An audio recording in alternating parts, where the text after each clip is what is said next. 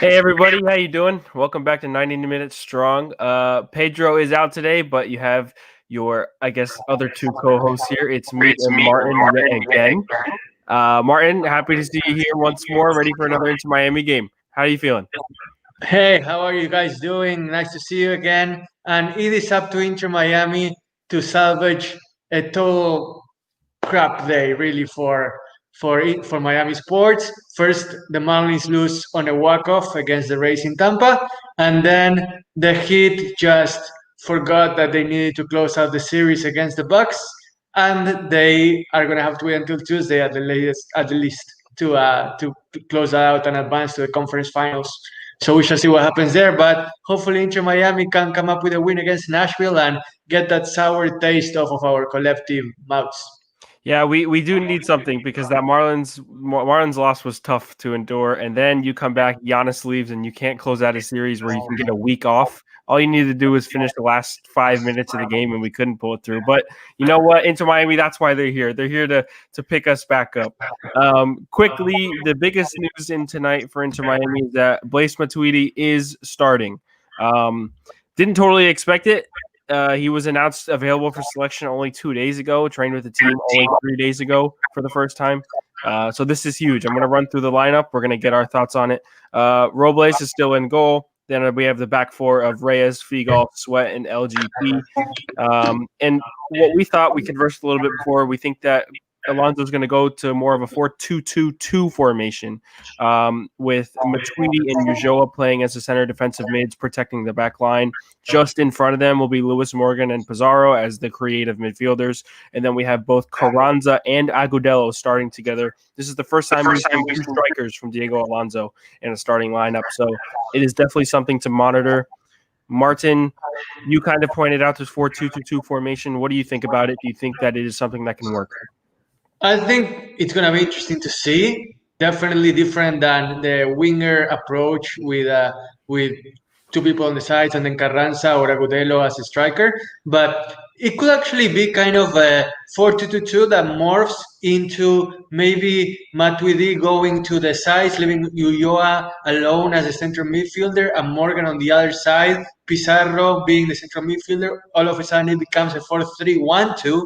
Or maybe you have Matuidi and Ulloa together in center midfield and Morgan and Pizarro as wingers too. So it's going to be interesting to see how it develops. I do think it depends on how the match presents itself because I don't think Inter Miami, after basing its identity on going through the sides for so long, all of a sudden it's going to decide to just go straight up the middle to attack.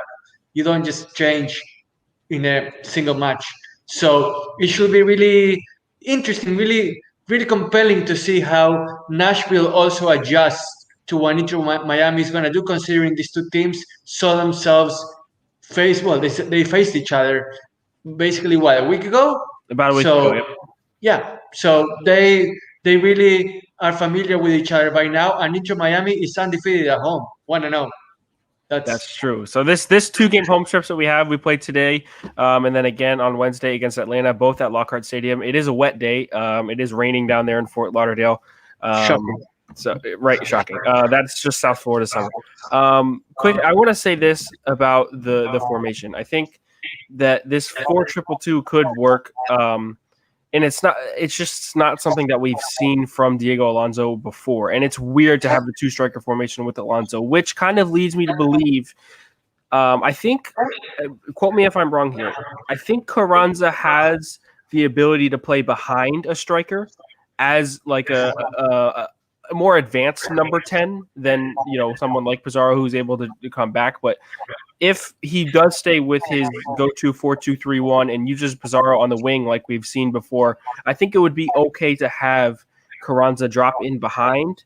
What do you think about that? Is that something that just came across my mind just now as we were talking? I don't know if that's something watching the last couple games where Carranza played. He likes to get on the ball. He likes to be able to he's won a couple balls as well.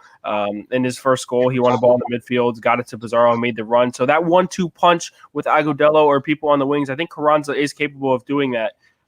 Is that something we could also see? I think that this lineup could be so versatile, so we don't really know what to expect. But is that something we could see? Yeah, like I said, this lineup can morph into so many different things that maybe it disorients the opposing defense to where you don't know where to pick up Pizarro, you don't know where to pick up Morgan. Maybe even Matuidi goes up and becomes kind of a number 10, and all of a sudden it's a 4-1, 4-1. You Yeah. don't really know because we haven't seen Matuidi play yet. We don't know. Well, we haven't seen him play in the MLS. We know he's a versatile kind of Swiss knife kind of midfielder that can do anything. Mhm. So I think he's gonna be the one, the veteran, the Jimmy Butler of the midfield that's gonna orchestrate everything, and he's gonna try to create a partnership with Pizarro, and from there, just go and see where Carranza is. I think Agudelo is definitely going to be in the box. He's not going to drop back, but Carranza could definitely come back and get the ball if needed. Like I said, this offensive switch up could have a lot of layers that could be really interesting to unravel as the match goes on. I totally agree. I want to focus on Matuidi here really quickly. Haven't seen him yet, but he's here with the team. My main concern, not that I'm concerned about Matuidi playing at all, because this is by far one of the most amazing signings that we've had with this team so far, by far the best, and he is going to make an immediate impact and make this team a hell of a lot better. But the partnership with Ulloa is extremely important if they're going to play protecting the center backs, to me.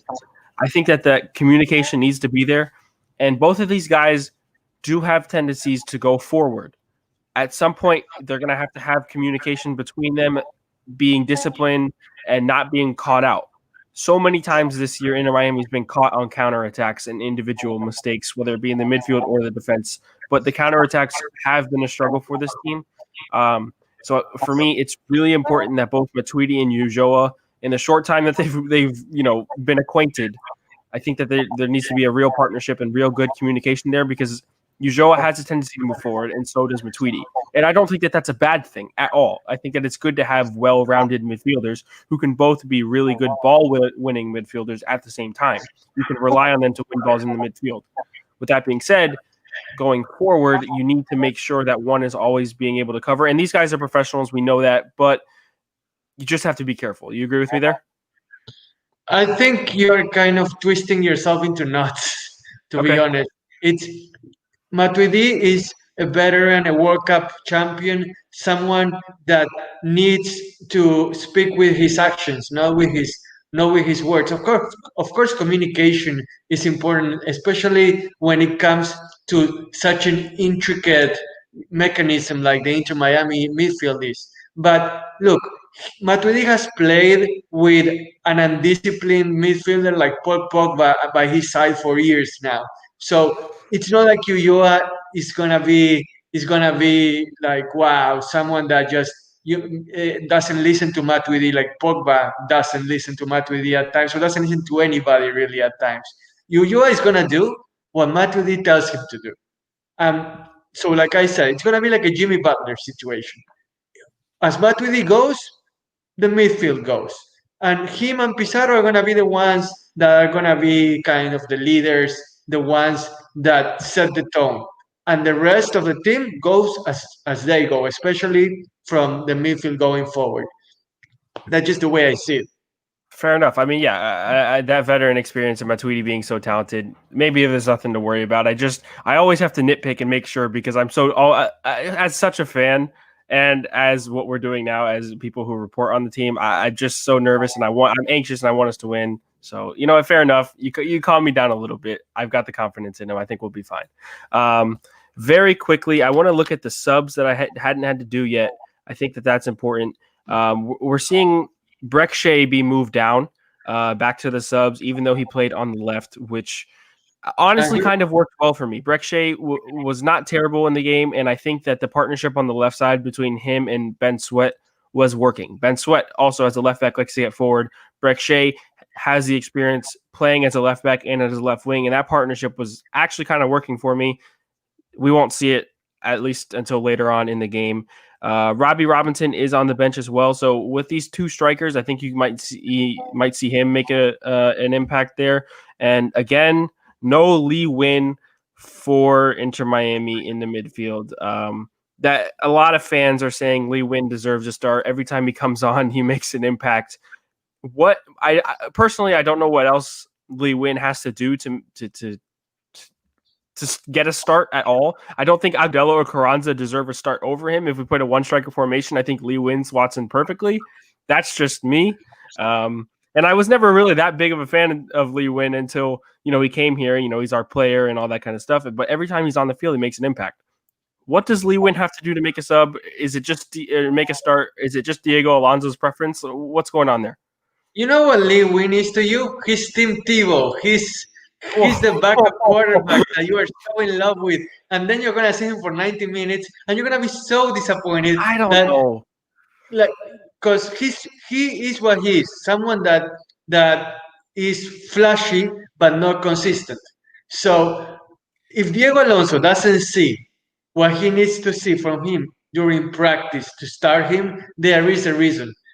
Trust me, for a team that is 1-6 right now, there is no room for being stubborn or being like, oh, this is my guy. No, trust me. If Nguyen win, I think it's pronounced Nguyen actually. Like in Spanish, we say Nguyen, but I'm gonna go with either way.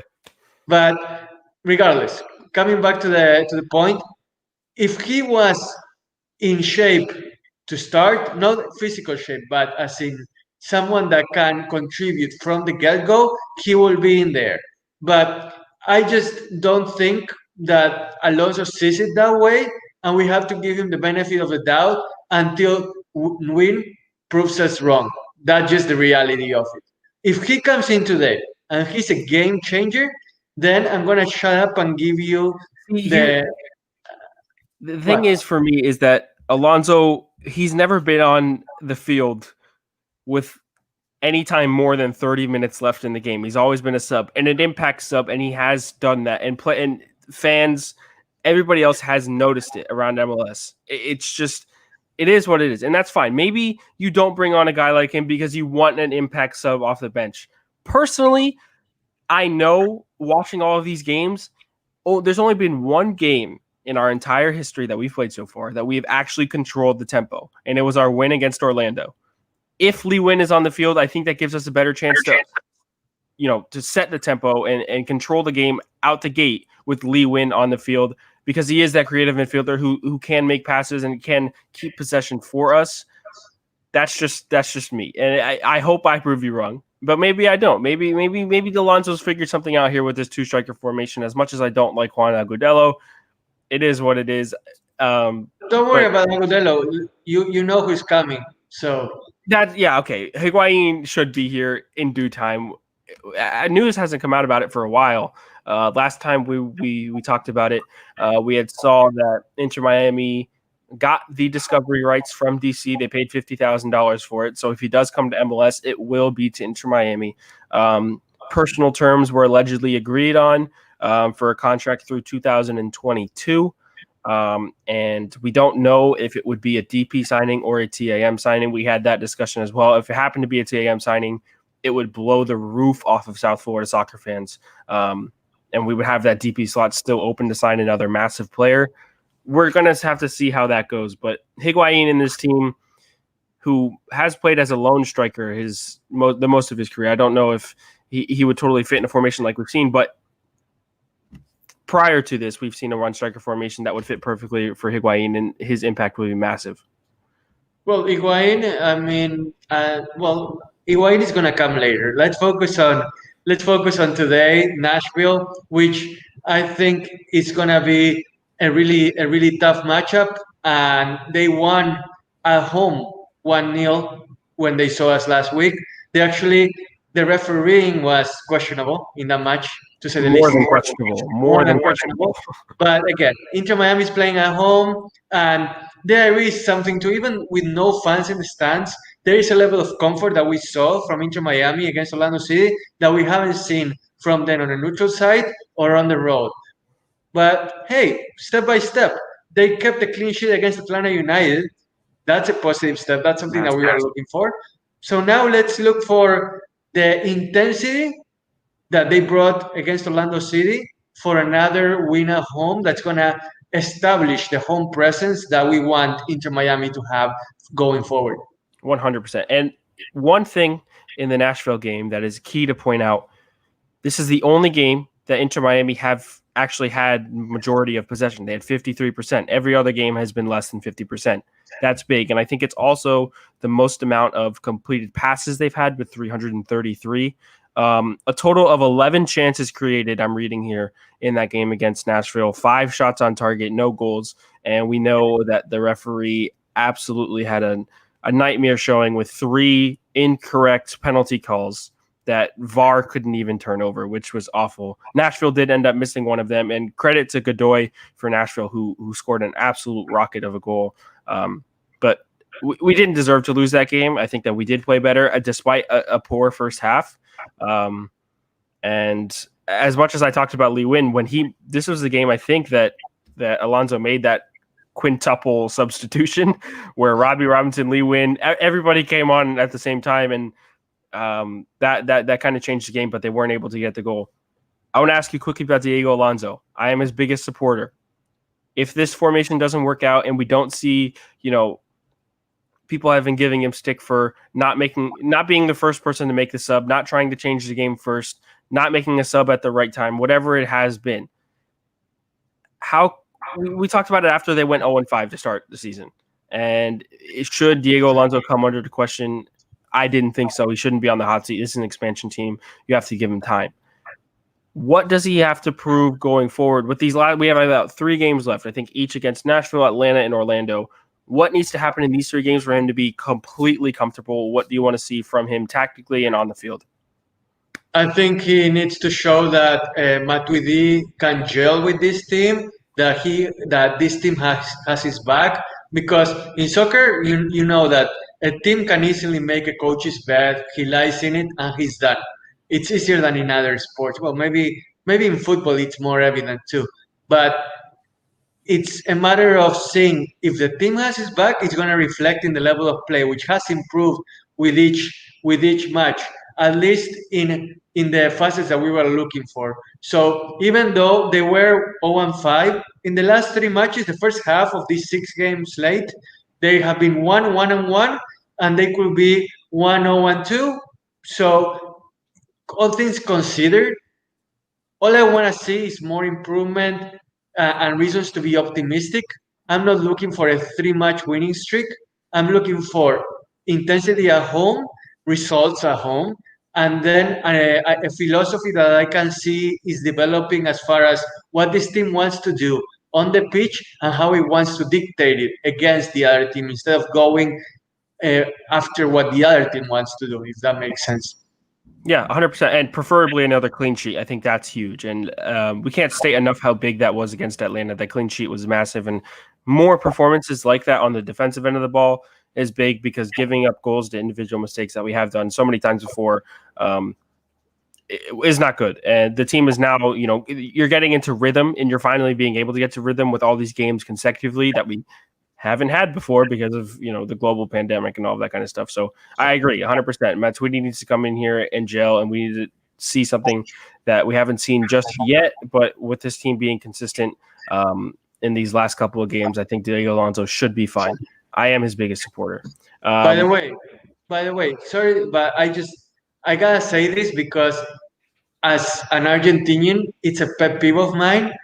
I don't mind the stats as far as for information, but the way that Americans rely on stats for soccer really, really bugs me, because soccer isn't baseball. You can't go shut just by looking at the numbers and say, okay, this is how the match went, or this is how the match was supposed to go. Yes, you can nitpick certain numbers and get a sense of what it should have been. But look at France in the World Cup. They barely had possession during their World Cup run, and they were definitely the deserving champions. So it's not soccer is unlike any other sport. So to me, it's about putting the stats aside, because you can't measure, for example, my favorite player of all time, one of my favorite players of all time, is Riquelme. And Riquelme used to guard the ball like no like no other player could, and you couldn't quantify that. So it's and he was able to create situations that defied numbers. So to me, it's soccer is about more than numbers. So it's you read what shots created and the number of passes that were given. That to me is the most superfluous thing ever. You can have 500 passes made in a game, and they can be the 500 most useless passes that you can have.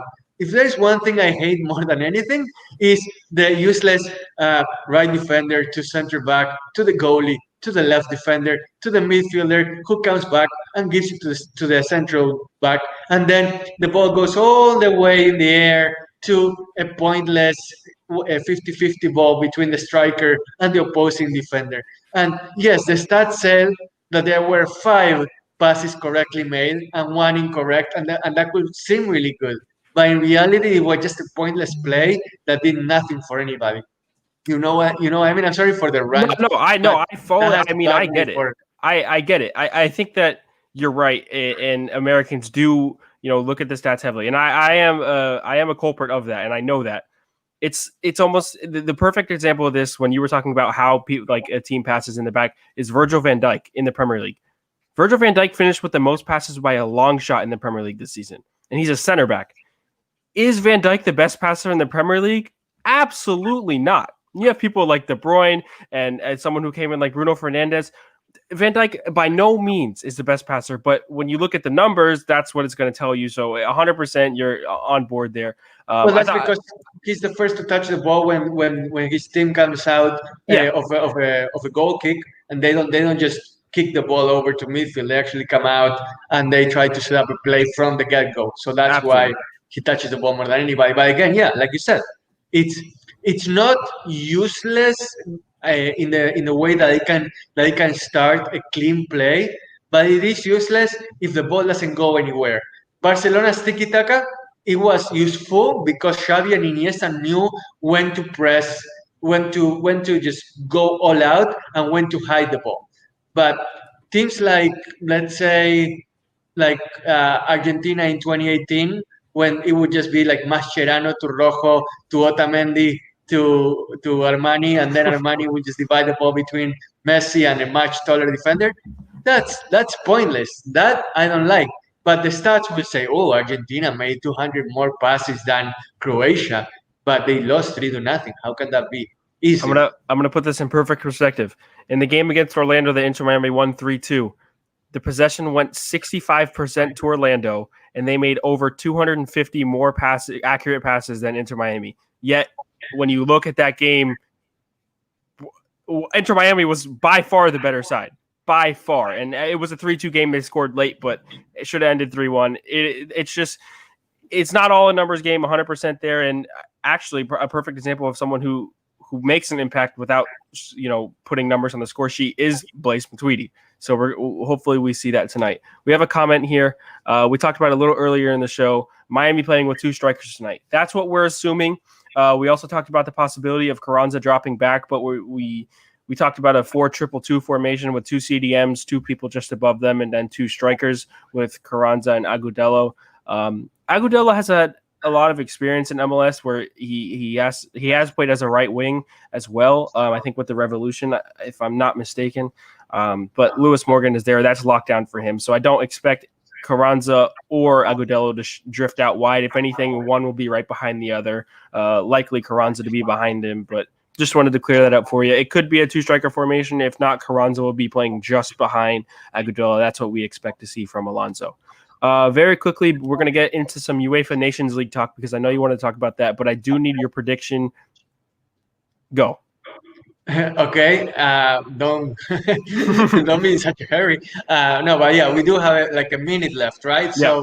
So prediction time. I'm gonna say Inter Miami 2, Nashville 1, and Matuidi is a very nice debut away from a win. I'm optimistic. I like it. So Ale Inter Miami.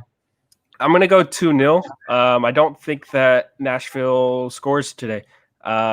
personally. I think that if we were able to hold out Atlanta with their electrifying attack, even without PT Martinez, and did that on the road, kept a clean sheet, Robles was never really worried. I think if we can be consistent and we do that again, Nashville does not score, and hopefully we get 2 goals, ends 2-0. I don't think the game will start for another 10 minutes. So if you want to talk about Nations League, we can absolutely do that. Go on about Spain. I want to hear this. Oh, Spain, well, they blew out Ukraine today 4-0. It was a really intense match in the first 25 minutes. They went back and forth at each other. But you know what I take away more than the result for Spain? Ansu Fati, who came off the bench against Germany in their debut, they actually Ansu Fati scored again. Not again. He didn't score against Germany, but he scored once again for Spain. And he seems to be the future for Barcelona. And what he's showing with Spain right now it has to be encouraging for Messi. So I will keep looking at that and see Ansu Fati's development with the national team, because it's going to give him confidence with Barcelona, and maybe Messi won't be so mopey once Ansu Fati comes back to Barcelona's training and Barcelona starts their league action later this month. Very quickly, I want to ask, what does the Nations League mean? Because I actually, as a viewer and as someone who loves soccer, does it have to do with anything other than World Cup qualifying, or what? No, what exactly is the Nations League? Okay, it doesn't have to do anything with World Cup qualifying, with the Euro that's going to happen in 2021, or the World Cup at all. It's a separate thing. It was made to avoid the pointless friendlies that, let's say, Germany will play against Paraguay, or that Spain will play against Argentina. Not that they were pointless, but they didn't serve a competitive purpose. Europe wants to heighten the competitive. They want each match to mean something. So they separated all their European squads into 4 tiers: Tier A, Tier B, Tier C, Tier D. So, for example, Germany, which tied today against Switzerland, is third in its group, right? The last place team in their group, with Switzerland, Ukraine, Spain, and Germany, they will get relegated to the B zone, the second tier. There are 4 tiers. The last place team from each group gets relegated. The first place team from the tiers below gets promoted, which I really like. So for now, for example, Croatia would actually be getting relegated with their 2 straight losses. There's a ways to go still, 4 more matches. But right now, they would be. Right now, Germany will be closer to relegation than to winning the group and advancing to the Final Four. So it's really interesting to see, so for example, in Tier 2, you have Scotland, you have Russia, you have Gareth Bale, Wales, which actually won again today. So maybe Wales wins their Group B4 in their second tier, and all of a sudden maybe Croatia goes down a peg. It's kind of like that.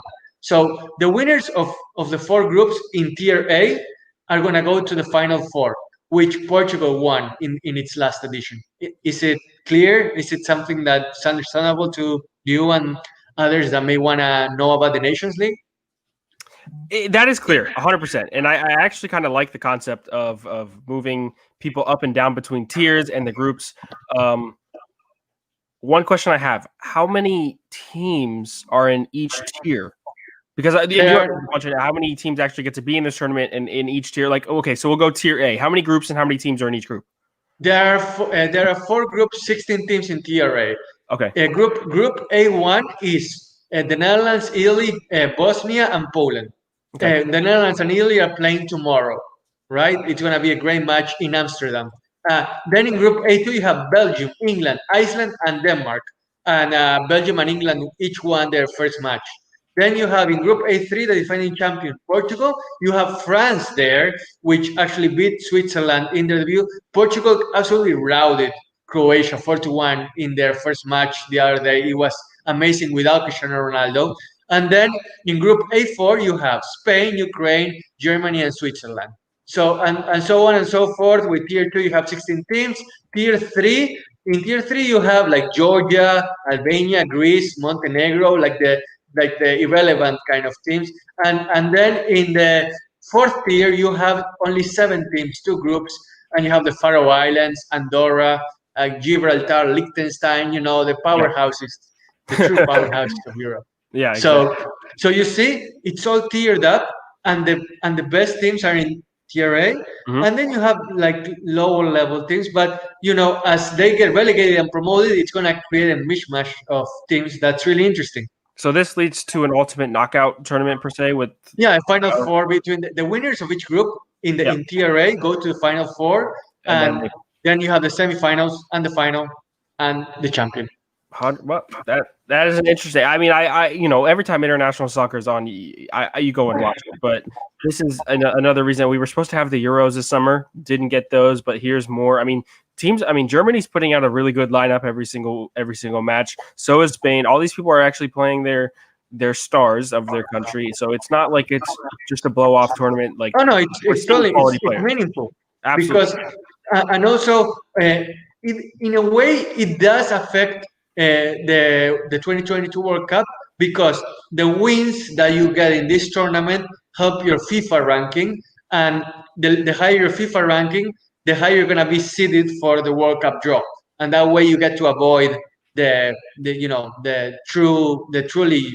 giants of the world in the World Cup. So let's say if the US had the CONCACAF actually is going to have its own Nations League.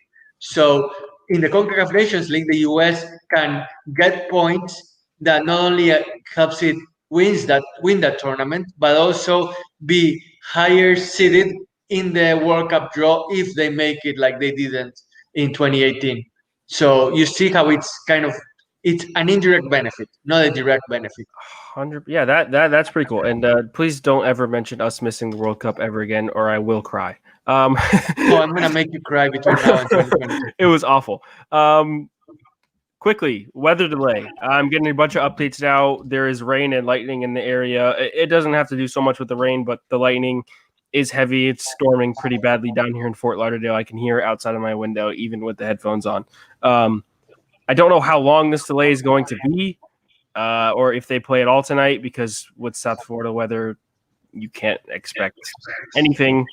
It's totally expect the unexpected. And I'm hearing from Miami Herald that the game has been delayed to 9:25 p.m. Ooh, Oh my god, that's tough. That's tough. I don't know how long. I don't think we'll be on here for another hour and 25 minutes, guys. Got to be totally honest with you. But listen, you heard our predictions. 2-1 for Martin, 2-0 for me. Well, actually, you know what's interesting? How is the slick pitch gonna affect the style of play? Yeah. Because you're not gonna have crisp passes. You're not gonna have. It's gonna be kind of rough and tumble, which could benefit the two striker approach. That's true. And, actually, what's really quick, I want to note, in the Atlanta game, on the turf, I could tell that these players were not used to playing on turf. Some of these people who had come in from South America playing on this pitch, it was a totally different ball game. And the type of pitch matters, especially when you're used to only playing on grass. Coming into America, I honestly, correct me if I'm wrong, but there is no other major league in the world that has any teams with a turf pitch. None. That's actually not right. Tijuana plays on turf. Okay. Fair enough. For the Liga MX, but yeah, in Argentina, Brazil, or in Europe, any major leagues there, no, they don't have turf. So it is a different experience, because you could tell they were struggling. And from personal experience, I can tell you the difference between playing on turf and playing on grass is brutal. Yeah. I mean, the way the ball travels, the way that you have your footing, it's not like on grass you can clamp down with your cleats. You have a different feel. On turf, it's kind of like a glide, and if you're not used to it, it can feel weird, and your first step is different. So that's how it differs. And for world class players, it can truly make the difference. This much, it can be significant. And this will be the first time that this pitch here in Fort Lauderdale is going to have to go through this rain delay, and how much it can withstand, what the turf condition, what the field conditions are going to be like. It always has an impact on a game. And England, they deal with the rain all the time, but and the pitches are built for that. I would assume when they were making this, the drainage is kind of good because they know they're in South Florida. They know they will be playing through the summer, which it rains at least every other day. So I'm sure that it'll be just fine. Hopefully the lightning goes away. I think that is the biggest concern is the lightning because they have to keep the players safe. Well, the Tampa Bay Lightning won't be a concern for us. But okay, I show myself out now. Thank you very much. I kind of liked it. I liked it. My apologies. That was just it came from the heart. So we have a 9:25 start time. We're probably going to sign off here because Martin's probably getting tired of my terrible soccer takes, but that's okay. We have another. You don't want to do a Lakers Rockets preview while we're at it? Oh yeah, that should be started. There's no weather delay there. That's another 20 minutes. Rockets took game 1 kind of by surprise. No. Yeah, I have the Lakers winning today, but then again, we just saw the Bucks win without Giannis. What do I know? It's crazy in the bubble. It's the wonderful world of sports. And last note, Martin, really quickly. I am the biggest Paul Pogba supporter ever. So the biggest what? Paul Pogba supporter ever. And you were talking a little crap about Paul Pogba, and it kind of hurt. It hit right here, right in the heart. So listen, for next show, I need you to be a little careful. No, I'm not gonna be careful at all because Pogba is a great player, but he is a rebel without a cause. He can be great, or he can be really bad. He's the Dion Waiters. Not the Dion Waiters. He's better than Dion Waiters, but he is one of the most undisciplined players in the world. But he's one of the best players in the world when he is on his game. I think that you give him a little harsh credit, just like crazy English media, but that's just me. I love the guy. I'm as English as it gets. What can I tell you? Can't you tell my accent? Yeah, my British accent coming through? Straight out of England. All right, that's our show for today. Hopefully we get this game kicked off at 9:25. Martin, anything to shout out before we head out of here? No, just stay tuned in for the future pregame shows. This season is just starting, and we have the next match against. It's going to be against Orlando City in a couple of days. So Atlanta. Sorry, yeah. So tune in for that. Which day and time? Wednesday at 7. Hopefully, actually Wednesday at 8:00. I apologize, but weather down here has been a little crazy, so we don't actually know, just like tonight. So, but Wednesday 8:00, we should be live around 7:30, just like we were today on Wednesday. Whether it be Pedro, Martin, or all three of us, maybe we can get all three of us going on here. I think that'd be a lot of fun. We could absolutely do that. So look out for that. Yeah, for sure. Sounds good. And maybe by then we'll be able to celebrate the Heat being in the Eastern Conference Finals. Yep, Tuesday's going to be huge. We need the break. All right, thank you guys so much for tuning in. Hopefully we get another Inter Miami victory. We get our second one at it and make a playoff push out, maybe in MLS. Let's see. Martin, thanks so much for coming on. Ale, Miami. Matuidi, let's go. Matuidi. Thanks, guys.